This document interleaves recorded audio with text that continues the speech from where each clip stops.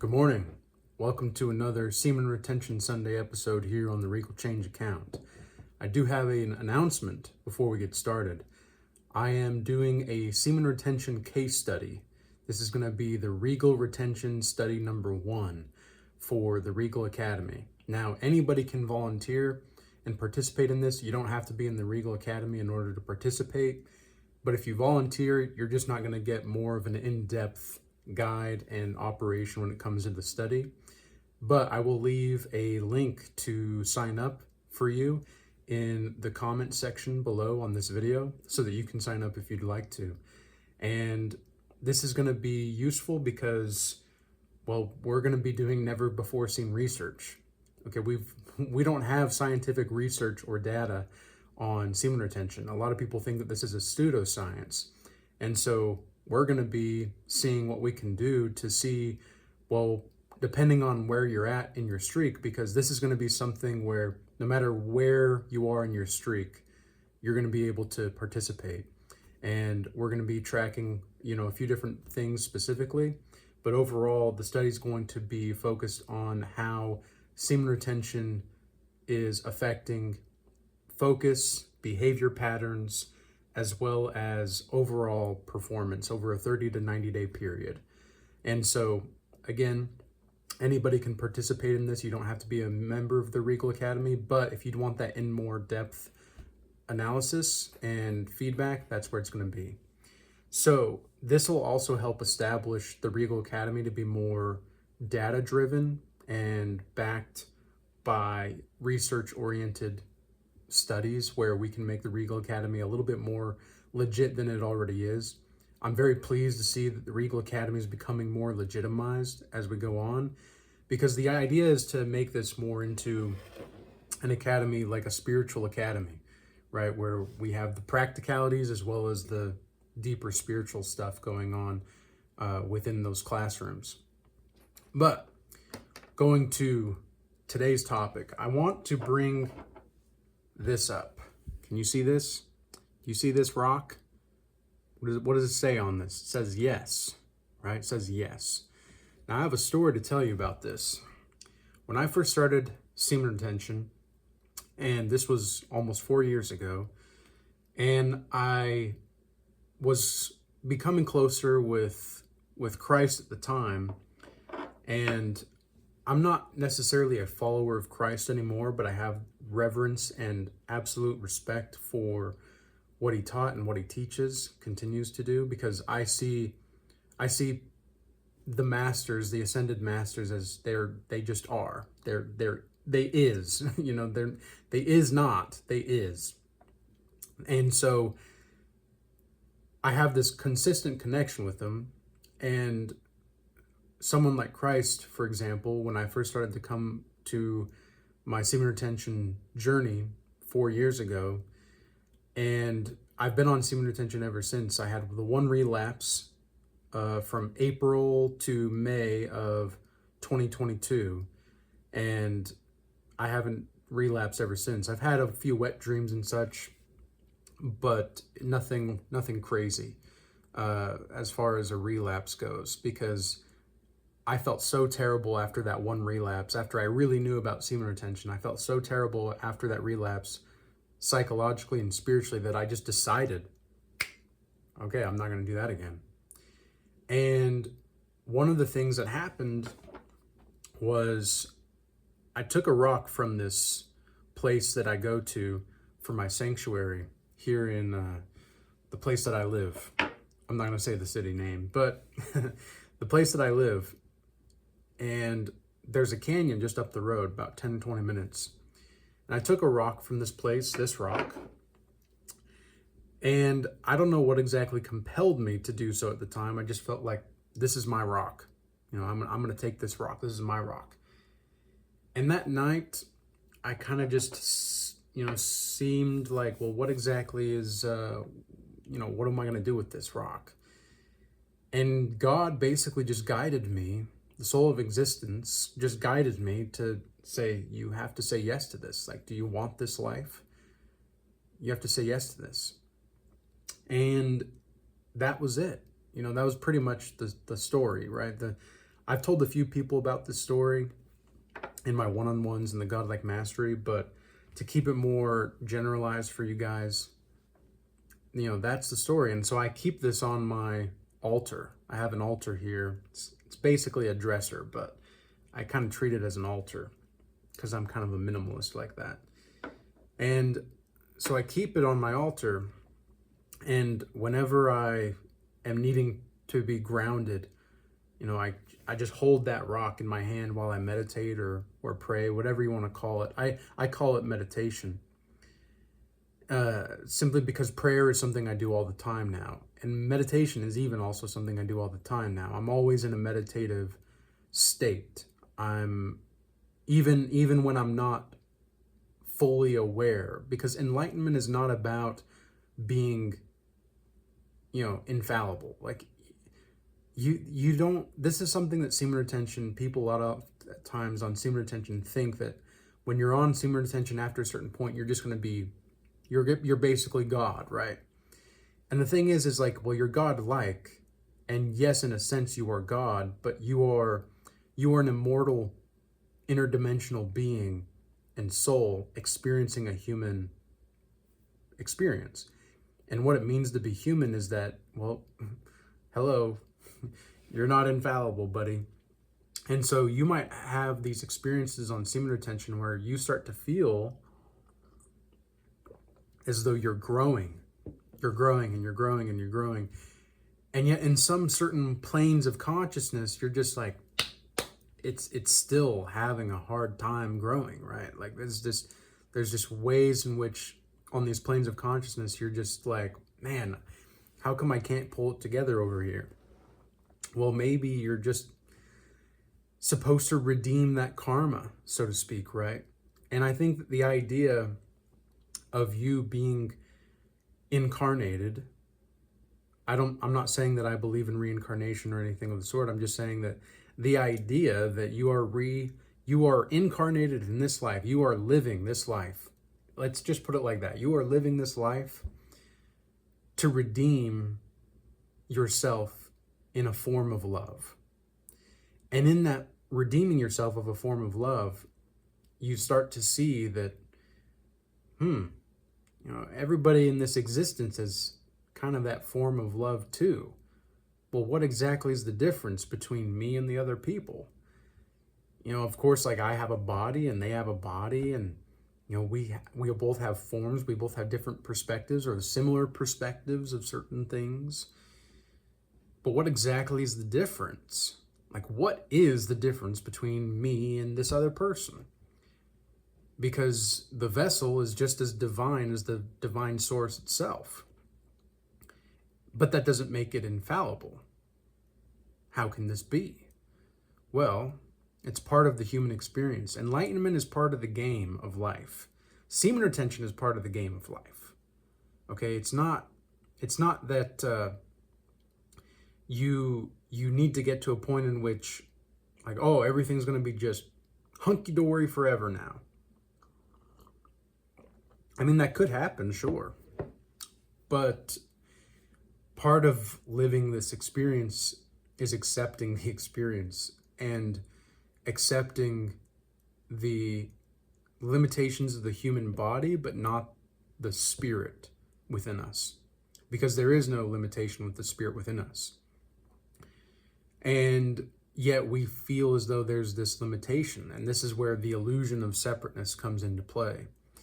And on semen retention, the more that you ignore the reality, just ignore reality, ignore it, and focus on what you want to create in your heavenliness.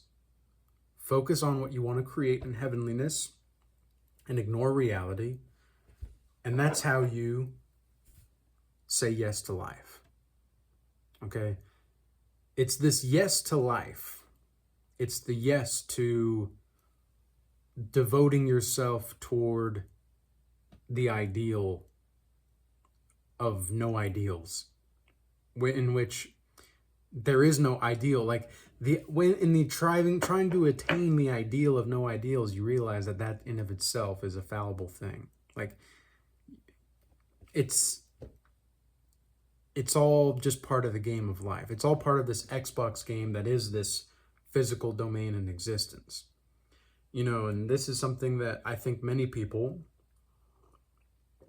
on semen retention, once you get past a certain point, because for the first, if you can only go 1 to 30 days on semen retention, well, number one, 1 to 14 days, you're still kind of trapped in lust.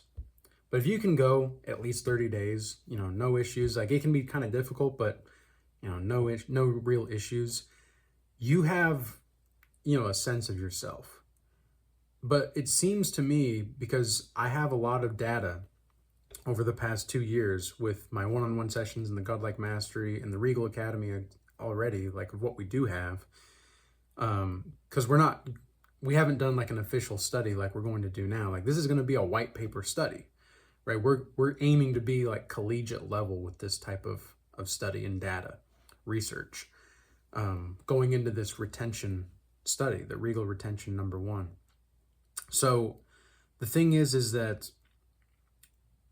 I have a lot of data that suggests that once you get past the 3-month mark, usually you can start to curate your reality in a more profound way.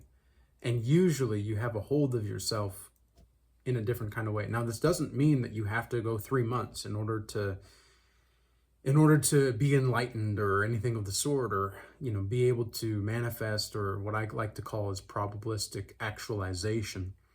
It doesn't mean those things. But what it does mean is that if you can just forget everything you think you know about semen retention and life in general, except for just acceptance of love, things will start to pan out better for you. Because we don't really know what love is, right? Until you know what love is, you don't really know what love is. It's I want to know what love is. I want you to show me. What he's really singing to in that song, by the way, he's singing to himself. Other people can only show you the love that you're ready for, really. Because if you can't accept the love, you can't accept the love. You just cannot. Somebody might be loving you, and yet you see it as a certain way. And the thing is that what I've come to find is that me, myself, and the type of work that I do, and the type of, the things that I talk about and the focuses that I have, the way that love is expressing itself through me in this form, this meat suit, because the spirit inside this meat suit is very different from the meat suit, but it doesn't negate the profundity of the meat suit and the experience of the meat suit. This is like a very high-tech video game, right? And it's a great video game. I've experienced more than I ever could have imagined I could have experienced from little Thaddeus, 9-year-old Thaddeus. He experienced a lot of things that I don't think he knew he was going to experience, man. He did not know he was going to experience those things, which is all right, which is okay. And I send positive thoughts to that 9-year-old self of mine, thinking about just how open the world is and how he was a bit naive, that young Thaddeus. He was a bit naive. And yet at the same time, he was so full of hope and optimism. And he was so full of life and this, he was kind of a trickster as well, but not necessarily a trickster. He was just very... Young Thaddeus, I suppose, was just very energetic. He was just very energetic and full of vibrancy. And through time, I've gotten a little bit more stoic, I suppose, and a lot of that is having to do with semen retention. Instead of having a mindset, I've had a mind that's settled through time with semen retention. And that's been something very interesting. It's been something very profound to experience, because you don't really know what a settled mind feels like until you know what it is. It's just like love. You don't really know what it feels like until it is.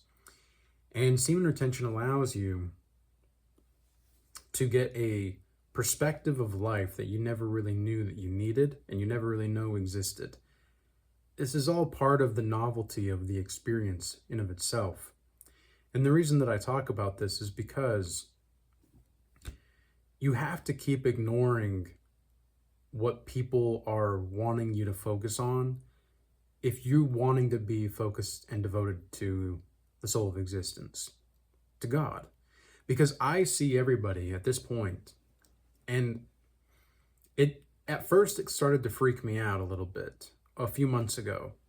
A few months ago it started to freak me out, and then through time it's gotten just better and better. But a few months ago I started to see everybody as the same being, expressed in different ways. And I had this experience when I was on psychedelics years and years ago, but to have it happen while I was completely sober, like that was another thing entirely, right? And, the more and the more that I settled into it, that acceptance of seeing this whole existence, even the plants, they're the same being. They're just expressed differently. The more that I saw this and the more that I see this, the more love I have for every single form of consciousness that exists. Now, I also don't think that consciousness really exists in the way that we think it does. And it's because I've had experiences recently in my meditations and visions that I have. For those of you that have read my book of Oldishness, you'll know that I have been documenting my visions since 2020. And this is definitely, the creme de la creme of all of my visions. Like, these were the most profound because they were from 2020, like in the year of 2020. And even though I've had these visions and such ever since, every so often, especially in my one-to-one sessions, if I'm really connected with somebody and I feel as though like there's a part of me that once was in them, and I see that, because I don't, like, instead of judging, I simply be the space for them. And instead of trying to critique them, I model instead. And this is something that I've seen, is that it's not only is semen retention a spiritual practice and a sacred practice in of itself, it helps me in my own spiritual practice in other ways and other types of my work and other forms of creative endeavors. I'm seeing that even the act of creation is something to be revered. And it's something to be, I don't consider it holy per se, but it's a form of wholeness. But even in that completion, that wholeness is kind of this uncompleted thing, right? That's kind of the whole point of being human as well.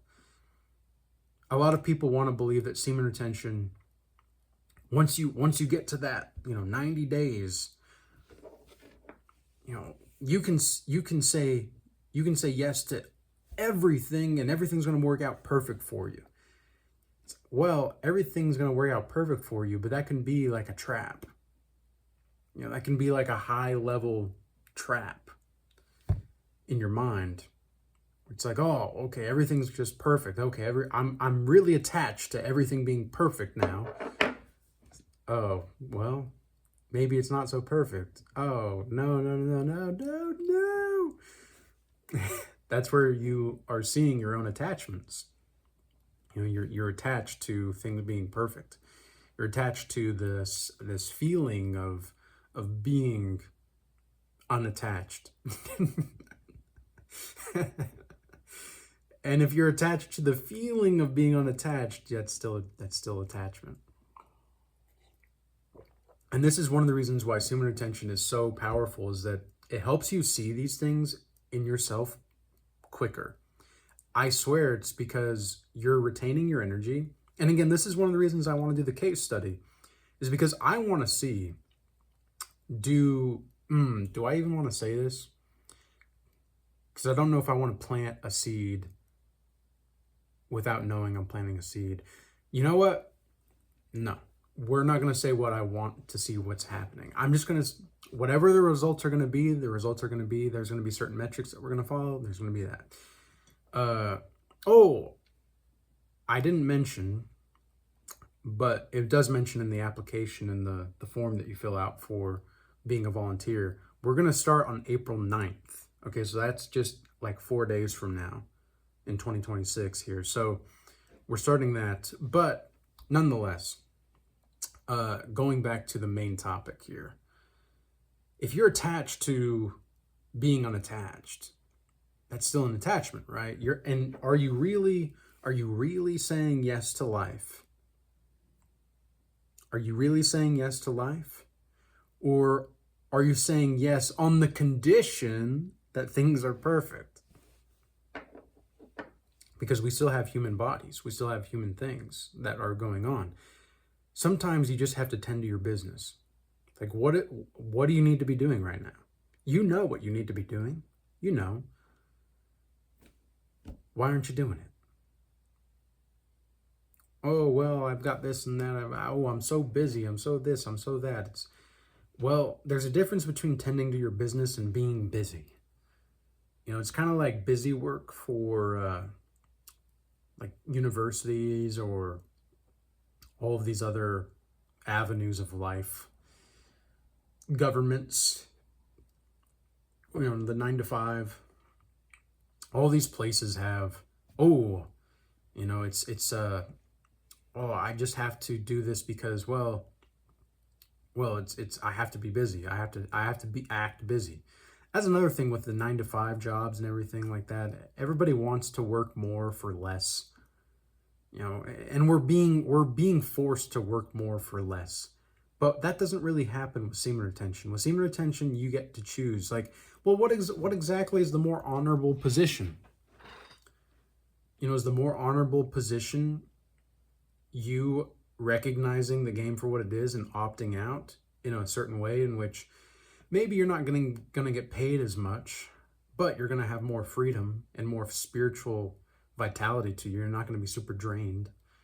Or, maybe you work a lot. Maybe you're working to get that, I have to get those 6 figures or I have to get those 7 figures or whatever it is because, I work with a lot of different types of people. I've worked with multimillionaires and I've worked with people that are broke.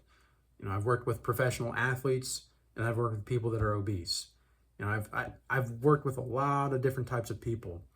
And so when I see certain behaviors pop up in certain people, I see that where their attachments are. But I don't judge them and I don't critique them for it because I know that I've seen that in myself at one point or another as well. And that I myself spontaneously, not surprise myself, but I don't need to fit into my own concept of who I am. I can identify as Thaddeus. I actually had a pretty interesting conversation with someone in the sauna at the gym recently, and it was very interesting. I could tell that this guy was going through like a spiritual endeavor. I could feel that he was just, and I could almost feel as though I could see where he was going. I don't know how else to describe it. And this is part of like the merging with God on semen retention, right? Like, and just in general, the more you merge with God, it's like the more timeless you can see things and you can just see the pattern of how things are going to play out pretty simply. And anyway, this guy, I was talking to him and I just started asking him questions. I don't know why. It felt like that was just the right thing to do in that moment. I just felt like I wanted to do that and that was the right thing to do. So I just started asking him questions because the reason that I started to ask him questions to begin with was he put water, like a water over the heater thing in the sauna, and it smelled like eucalyptus oil. And I was like, hey man, are you putting water with eucalyptus oil in that? Or like, what exactly is that? What is that? And he's like, oh yeah, it's eucalyptus oil. It's supposed to, do this and that for you. And I said, oh, like, does it help your spirit or something too? Like, is it a spiritual thing? Like, are you a spiritual person? And he's like, oh yeah, I mean, I definitely think that it's, helping clear the sinuses so that you can also clear your spirit, etc.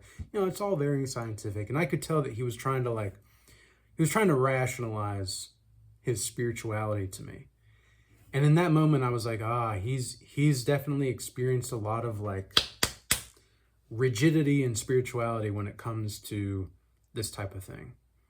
And so I just started talking to him and asking him questions and such. And I said, well, what are you seeking? Who are you seeking? Or are you seeking anything? And he was like, oh, that's a good question. Like I'm seeking a lot, and I could feel that the more unconditional my love for him was, the more at ease he was. And so I just felt this immense love for the moment and the totality of the moment. And so I just kind of sat with it. I just had this attitude of, so just being in that space, right? And kind of being the space itself. And so he continued to, speak to me about these things that he was going through. And then finally I asked him his name. I said, well, what's your name? And he said his name, I am this. And I said, oh, okay, nice to meet you. And I kind of went up to leave and he said, well, what's your name? And I said, I identify as Thaddeus. And I shook his hand and I just left. And I could feel in that moment, because he did this, as soon as he shook my hand, he was like he had a big realization of something. And that was it. It was just that moment of unconditional love. Like, that's really what it was. It was just unconditional love. Like, I didn't need to do that. And I didn't have to do anything. I just wanted to, because I could see part of me in him, but I didn't see him as me, if that makes sense. It's a form. Like, I saw a form of the being, the source of life, right? I saw a being of that. And these types of interactions I have very frequently now, more so than ever before. And I'm very grateful for these types of experiences, because I don't really see these types of people often. But when I do, it's a very meaningful experience. And this is something that I continue to see in different forms of my own life, where I can just experience the totality of life in of itself and enjoy it. And I genuinely have this, I don't need to believe. I have the experience of knowing that it's because of all of my spiritual practices altogether, but especially with semen retention. It is a superpower. Like, it is perhaps, I genuinely think this, guys. And take this from someone who's been on this for 4 years nearly, okay? It'll be 4 years in a month. I genuinely think it's because of retaining my essence. Because there's just something super powerful. Like, and even all the gurus of India, I mean, the people that have transcended these sexual desires, allegedly, right? Like, they've just like, they still have them, but they've transcended them. They've merged so close with God that, like, they basically are God. Not that they are God, but they basically are, because they've merged with the consciousness of the that. And it's so interesting. It's just so interesting to see how semen retention has impacted people and how little we really know about it scientifically. So that's, a big reason for this Regal retention case study number 1. So with all that being said, I hope that this message was useful and insightful for you. I hope everybody stays blessed out there. I hope that you enjoyed this video, and I thank you for sharing this divine timing with me and sharing this moment of life with me as well. Stay blessed. Peace. Until next time.